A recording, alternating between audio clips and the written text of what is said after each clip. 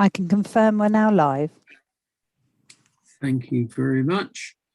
And good afternoon, everybody, and welcome to this special meeting of the Bracknell Forest Local Outbreak Engagement Board. Kirstine, do we have any apologies for absence, please? Chair, we've received apologies from Abby Thomas, Elena Rozelle, Andrew Hunter, Inspector Sophie Gardner and Philip Bell. But of course, from time to time, people do have difficulty accessing digital meetings. And so anybody who has been unable to attend will have their apologies recorded. Fine, thank you very much indeed. Would you like to just go through the people that are here then, so that we have them recorded? Certainly. If I run down the list of board members and potential attendees, if I call out your name, please could you turn on your microphone and confirm your attendance? Anybody who I see in the meeting who may arrive at a later date, I will alert the board to their presence. Firstly, Councillor Dr. Barnard.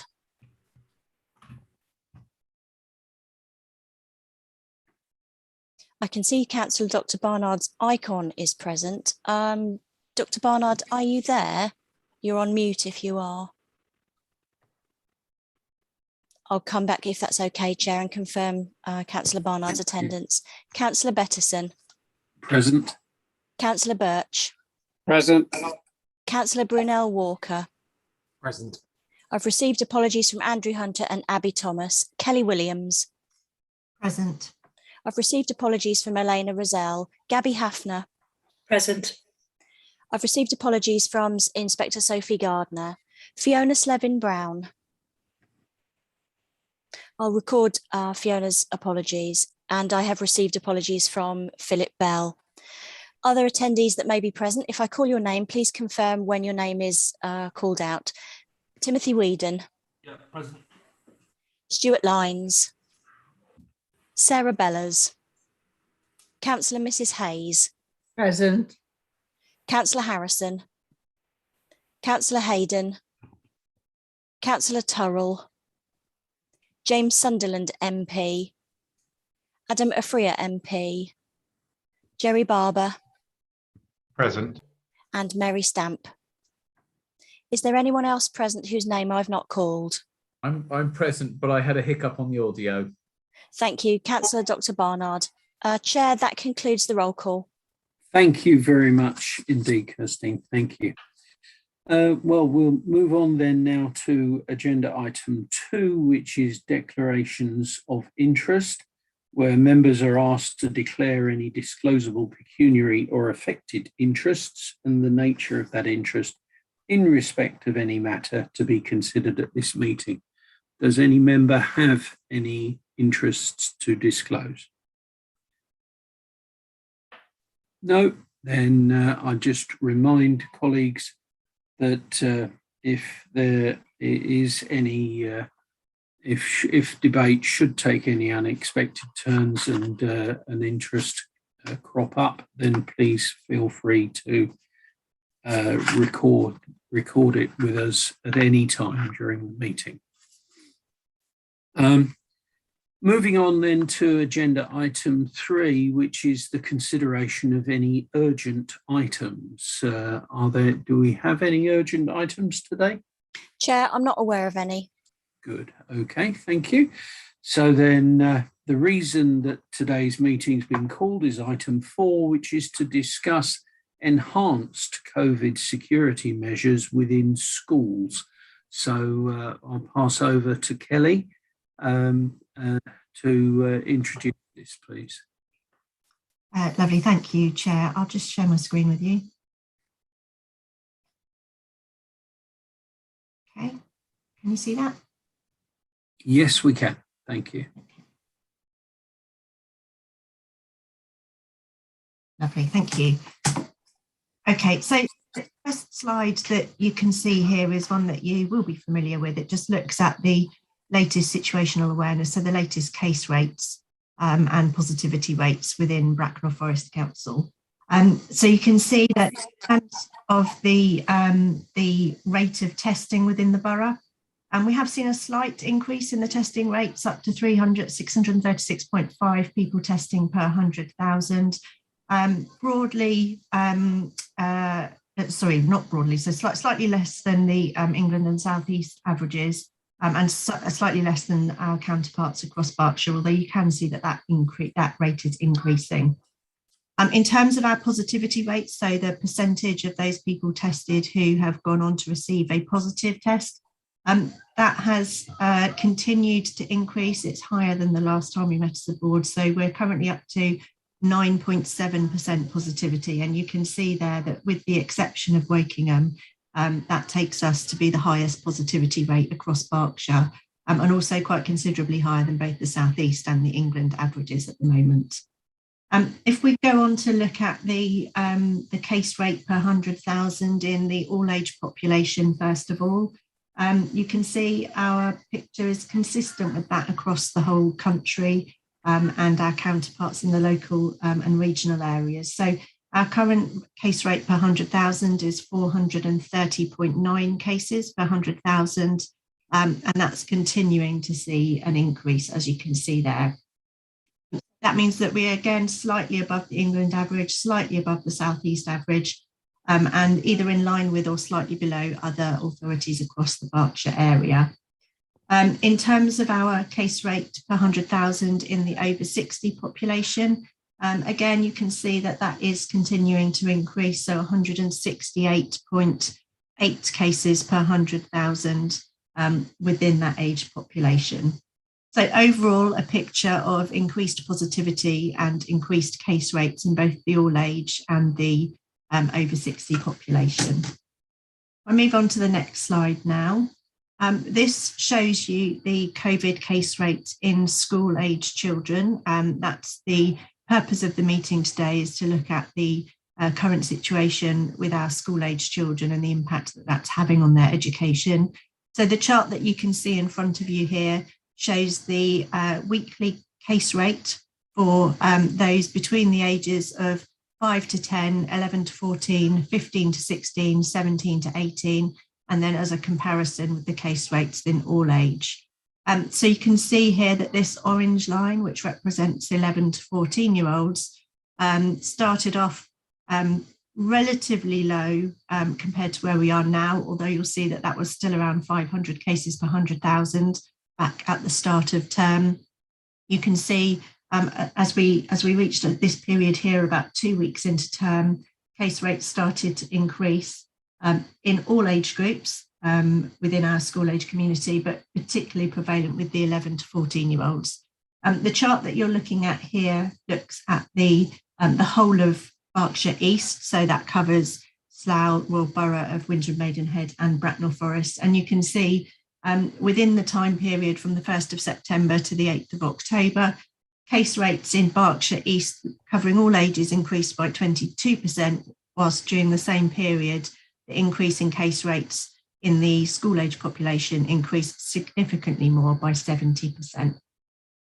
So you can see here on this next slide, the case rates in school age children broken down by each of the 3 authorities in the East Berkshire area. The top chart here looks at Bracknell Forest.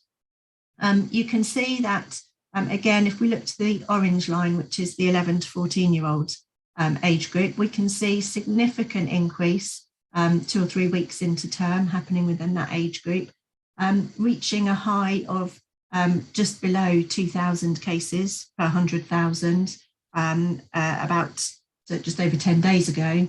And then the chart here shows that that is beginning to drop off and shows that consistent high levels in the slightly older age group of 15 to 16-year-olds and also continued high age group case rate rather in the 5 to 10-year-old population. If I move on to the next slide, I just wanted to put this slide in because it shows slightly more up-to-date information. So the information on this slide takes us up to the 12th of October. Whereas on the previous slide, it appeared as though case rates were slowing in our 11 to 14-year-old population. This chart shows us that on the 10th of October, which is the point at which the previous slide ended, case rates were down at 1,564 cases per 100,000. This chart here takes us up to the 13th of October, and in that short 3-day period, case rates in that age group in Bracknell Forest have increased to 2,136 cases per 100,000. So just wanting to show that although there did appear to be a slight dip in case rates, that seems to be an anomaly, and case rates are continuing to increase at quite some pace in our school-aged population. In terms of the implications that is having for our schools, both primary schools and secondary schools, are seeing a high number of children who are testing positive for COVID-19. Obviously, at the moment, there are no restrictions in place with regards to self-isolation requirements for those who are under 18, and therefore close contacts who previously would have been required to self-isolate for a 10-day period are now continuing to attend school, as are household members of positive cases. So siblings of positive cases or children of positive cases continuing to attend school. And we are seeing as a result of that there is transmission occurring within our schools. We have had about 20 schools in the borough who've met the threshold outlined in the Education Contingency Framework, which has required them to implement additional measures in terms of COVID security this term. So what that means is we've been having discussions across the East Berkshire region around whether or not we need to implement any additional measures into our schools to protect our children, young people and the staff working in schools, and try and reduce the transmission that is occurring. So in response to those discussions that were taking place, on Thursday of last week, an extraordinary meeting of the East Berkshire Health Protection Board was convened. That board did a complete review of all of the data, including looking at some in-depth analysis on household clusters and where we think that there is transmission occurring within the household that is then translating into cross-year transmission within the school environment. As a result of the analysis and the data that was presented at that board meeting last Thursday, the East Berkshire Health Protection Board have agreed to make some recommendations to schools, that's all schools and colleges in both the Bracknell Forest and Royal Borough of Windsor and Maidenhead areas, to introduce some additional measures. In terms of thinking about what those measures might look like, there were 3 key principles that the board used to base their decisions on. The first were that the recommendations must themselves be proportionate to 2 things. Firstly, to the current public health risk in terms of transmission, but also proportionate to the disruption that's currently being caused to education with large numbers of children testing positive and having to miss school. The second principle was that the recommendations must focus on measures that will cause minimal disruption to the effective operation of our schools and colleges. So we know that children and young people have had their education significantly disrupted over the last 18 months. And whilst we want to ensure that we can put safety measures in place to reduce transmission, we've been very, very clear that they should not be measures that cause any disruption to the effective delivery of education to our children and young people. And the final principle that we used was that the recommendations, we've sought that they are sufficient enough to control transmission whilst avoiding the possibility that we may need to introduce more restrictive measures in the future. So it's hoped that these measures will be sufficient to contain the current levels of transmission within schools. Before I go on to talk about what the additional measures are, there are just some key points here.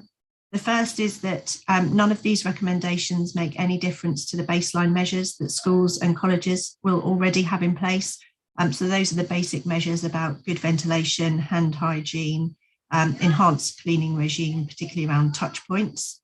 The board's recommendations are in addition to current measures that are available in an outbreak situation.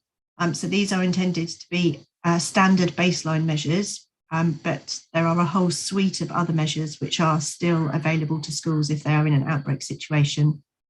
And we have received blanket authorisation from the Director of Public Health for East Berkshire and the Thames Valley Health Protection Team to introduce any additional measures that are contained within the contingency framework at the point that our schools have met the defined threshold.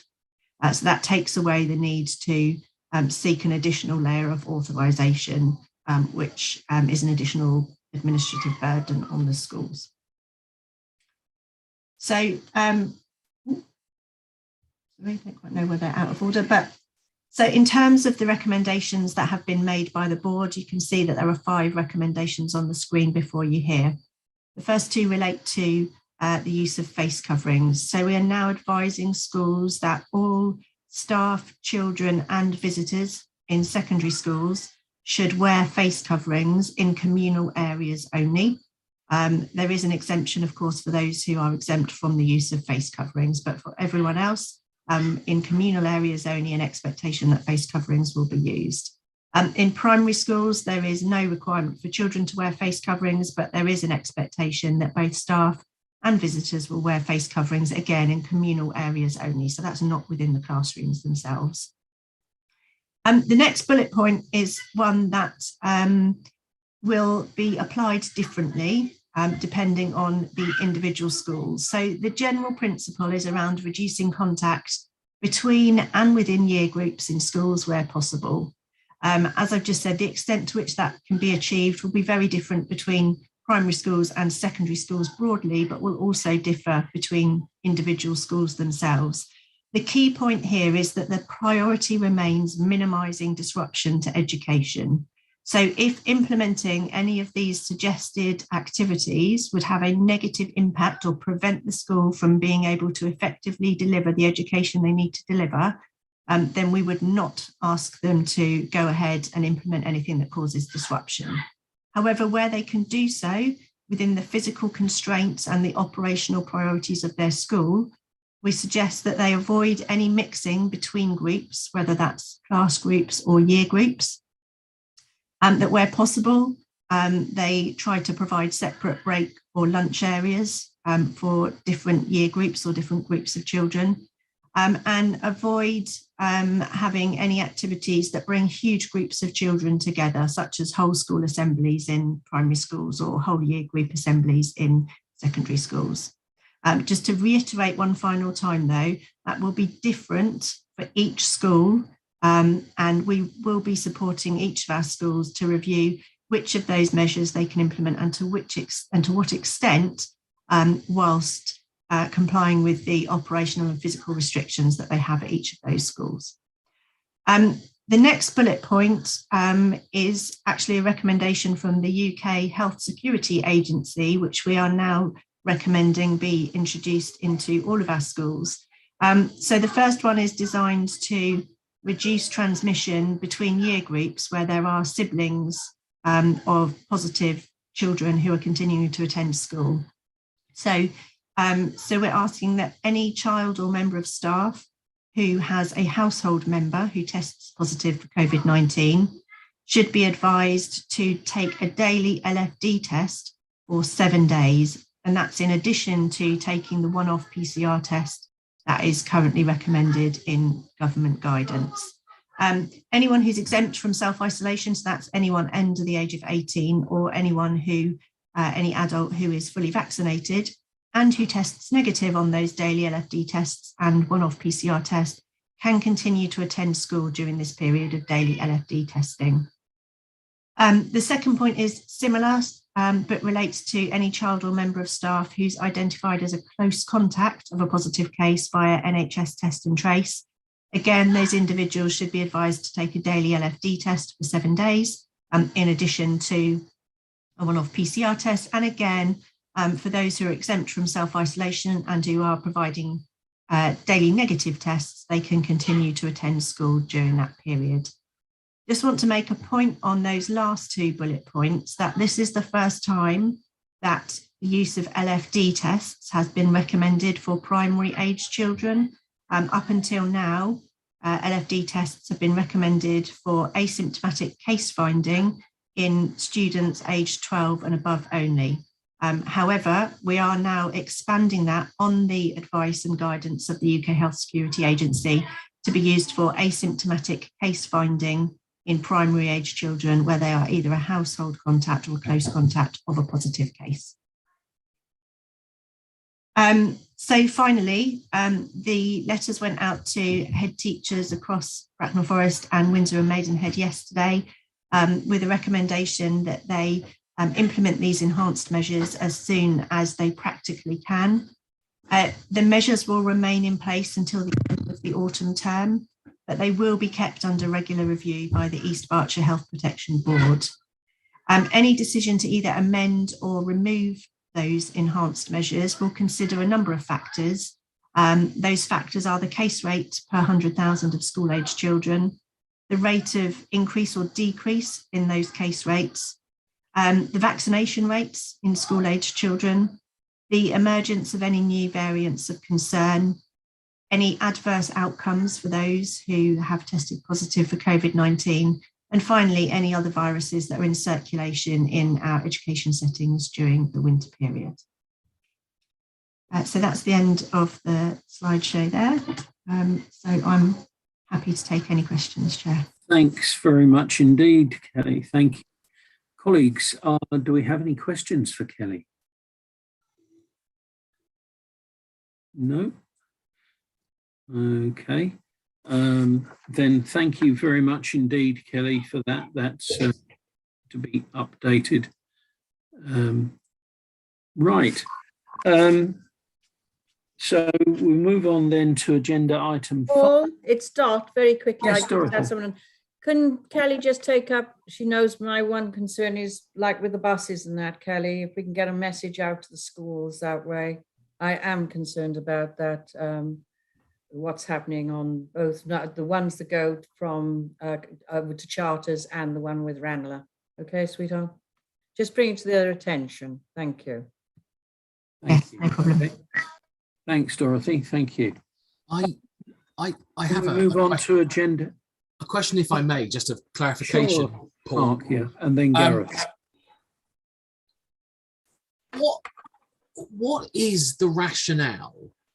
I was saying before the call started of a family of mine, friends of mine, that are either double or triple vaccinated in the entire household who now have this. And then whilst I've been doing on this, I know I help run a scout group. I have another family where 3 of the members have tested positive for COVID. They're all double vaccinated. One of them is under 18. So the ones that hasn't been is under 18. And so according to this, and this view of the guidance, is perfectly fine to go back to school. I mean, how the hell do we expect this to get a speed bump and a break in it if we have this guidance that goes, 3 members of the family have got it, 1 member doesn't, but hey, go back to school? Where is the logic in any of that that says just keep the child at home? I'm staggered that over a year into this, that we've got this just, I'm sorry, I'm almost speechless with the just insanity that we're now sitting ourselves in. And, you know, we don't have our MPs on the call. And if we did, I'd say the same thing to both of them as well. This message has got to get back to government that we're trying to do everything that says protect our education, stop the schools from falling over. Our schools are doing an incredible job. But when you're faced with the insanity of saying to a family or a school, 3 members of your family have got COVID, but 1 of them who doesn't have COVID yet is under 18, but send them to school. How do we expect this to stop with that level of insanity of guidance coming out from central government and from the Department of Education? I'm flabbergasted a year in that we're facing this. Sorry, I'm a rant now. This is just ridiculous. Thanks. Very Well much done. enjoyed listening to the rant, Chairman, and indeed some sympathy. But I think that Councillor Brunel Walker kind of answered his own question towards the end, really. And you know, when this advice coming from government, and that really, I think, is where the question needs to be directed to. And fed back to. Yeah. Sorry, sorry, Chief Exec, that wasn't a negative comment towards any of my colleagues on this call. It wasn't intended to come across as an attack of any of you guys. This is a clear failure of guidance of central government. Yeah. Okay. Thank you. Kelly's very bravely, I think, put her hand up. Thank you, Chair. Thank you, Chair. No, I just wanted to come back on that point, and yes, as Tim has said, that an issue for central government really in terms of the guidance that we're being asked to follow. However, because we have got concern about local transmission rates, that's the reason that the Berkshire Health Protection Board has put in place these additional measures. And just to provide you with some level of reassurance, Councillor, the daily LFD testing that is going to be required of both household members and close contacts is along the lines of the daily contact testing pilots that were run in schools nationally between April and June, July of this year. And actually one of our secondary schools, Edgebarrow Secondary School, participated in that project. And the findings of that project were that daily testing was as effective as self-isolating whole groups of children in controlling transmission within the school environment.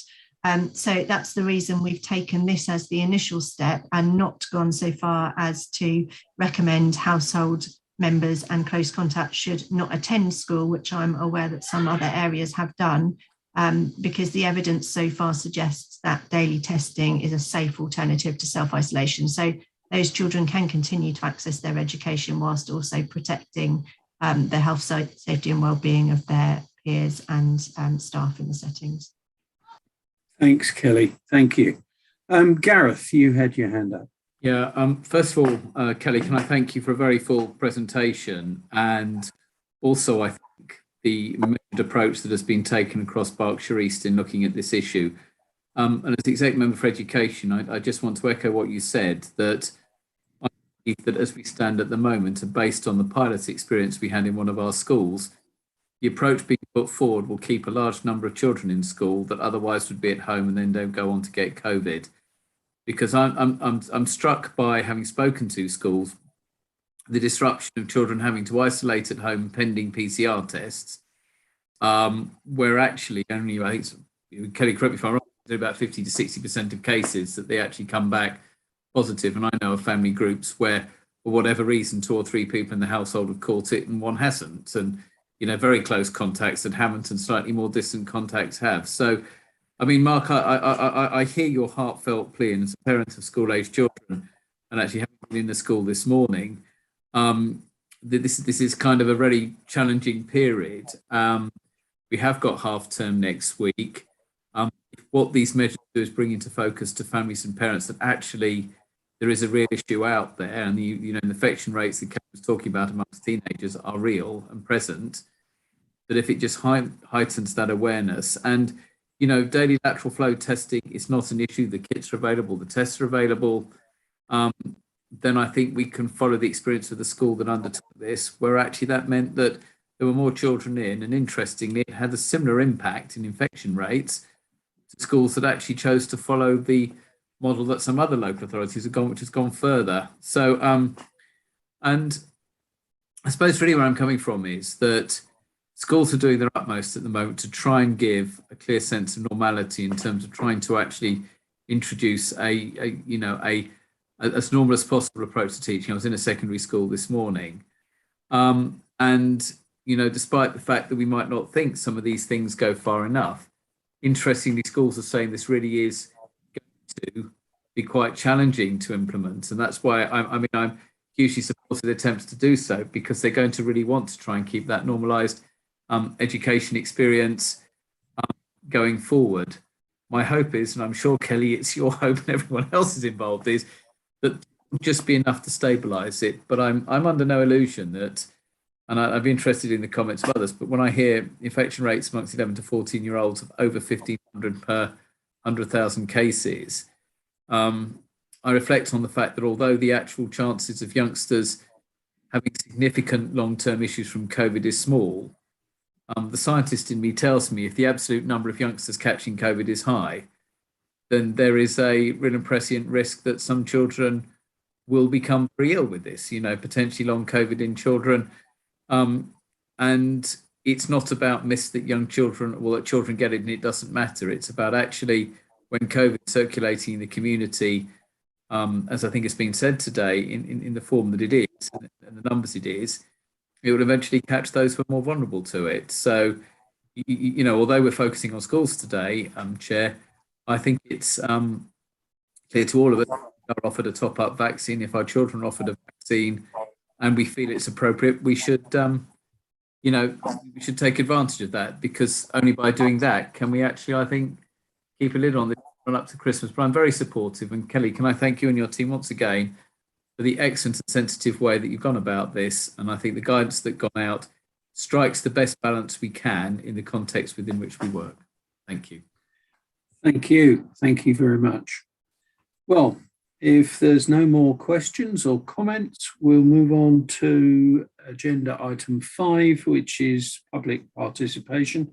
Just to ask if we have had any members of the public submit questions. Chair, I'm not aware of any questions that have been submitted to the committee Dropbox in advance of the meeting. Okay, thank you, Kirstine. Thank you.